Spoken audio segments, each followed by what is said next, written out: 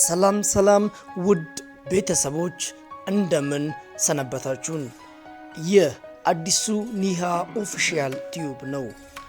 ለዛሬ ይዘንላችሁ የቀረብነው አዲሱን የአዳም ረታ ስራ ከሆኑት መሃል ማህሌት የተሰኘው የመጀመሪያው በ1990ዎቹ የታተመው የአዳም ረታ ድርሰቶች ነው። አዳም ረታ በ1950 በአዲስ አበባ የተወለደ ሲሆን የተለያዩ አይነት አጫጭር ድርሰቶች ያሉት እንዲሁም ደስ የሚሉ ጣፋጭ ግጥሞችን የሚያቀርብልን ምርጥ ደራሲ ነው። ከዚህ መሃል ማህሌት የዛሬ ግብዣችን ይሆናል። ከማህሌት ውስጥ ስለ ድልድዩ የተሰኘውን ዛሬ ለማቅረብ ወደ እናንተ መጥተናል። ሰብስክራይብ፣ ላይክ፣ ሼር በማድረግ ቤተሰብ እንድትሆኑ ከወዲሁ ጋብዛችኋለሁ። መልካም ቆይታ። ስለ ድልድዩ ልጅ ትዝታ ከደራሲው ምናባዊ ባዮግራፊ የተቆረሰ። የእግር ኳስ ጨዋታው ችሎታ ቢኖረኝም ብዙ ጊዜ ከእኩያዎች ጋር ካልሆነ በስተቀር ከትላልቆች ጋር ለመጫወት አይፈቀደልኝም። ሰውን አብዶ ሰርቶ ሰውነትን ከባላጋር ሳያነካኩ ማለፍና ንጹሕ ጎል ማግባት በጣም ይማርከኛል። የትምህርት ቤቴና የመንደሬ ልጆች ለዚህ አይነት ጨዋታ ጭብጨባ አይሰጡም፣ ሞራልም አያጮሁም።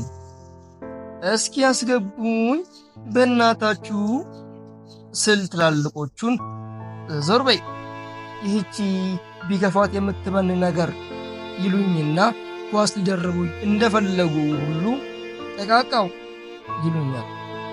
በስፖርት ጊዜ ከሌሎች ብዙ ልጆች የበለጠ ደስ የሚለኝ በአስተማሪያችን ትዕዛዝ ሁላችን ተደባልቀን ስንጫወት ነው። ያን ጊዜን ይለይንናል። ትልልቆቹ የጨዋታዬን ጥበብ ስለሚፈሩ 40 ቁጥር እግራቸውን እንደ ቦክስ ፊት ለፊቴ በጭካኔ ይሰነዝሩታል።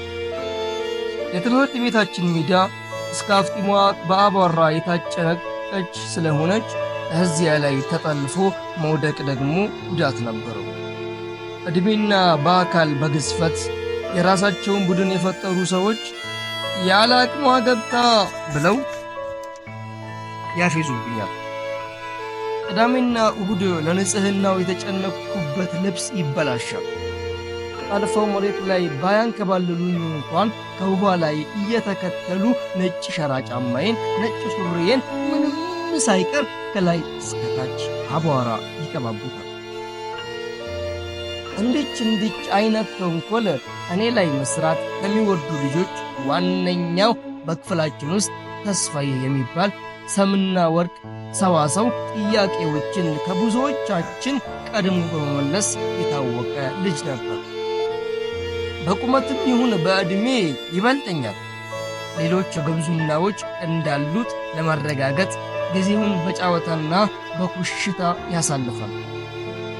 ኳስ ወደ ሰማይ አበደች ለመምታት የደረሰችበት ርቀት እንዲደነቅለት ይፈልጋል። ኳስ ሜዳ ውስጥ ካኪ ቁምጣ ለብሶ በመግባት ትልቅ ጭኑን ኤክስፖ ያወጣል። ጎል አጠገብ ይቆምና ጎንበስ እያለ በእጆቹ እየነካካ ሰው እንዲያደንቅለት ይጠራል። በኳስ ይህን የሰውነቱን ክፍል መጥቶ ያቆሽሽ ወዮለት። በተስፋዬ ማንኛውም ስህተት የሚሰራው በፈሪዎች ነው። ኳስ ተይዞ ጎል ፊት ለፊት ተደርቦ ከተሳተ ፍርሃት ነው። ሁለት ሰዎች መሃል አስገብተውት አንድን ኳስ ቢቀሙት ፈርተህ ነው አይደል ሰይጣናም ብሎ መሳደብ ይወዳል። ጥሩም መጥፎም ለእርሱ ያልጣመችው ነገር ከሆነች የሰይጣናም ሥራ ወይም ፍርሃት ናት። እየተቀባበልን እሱን ሸውደነው ጎል ካገባን እኚህ ሰይጣናሞች ይልና በትሬቤዲ ሊያወርደን ሜዳ ውስጥ ያሯርጠናል።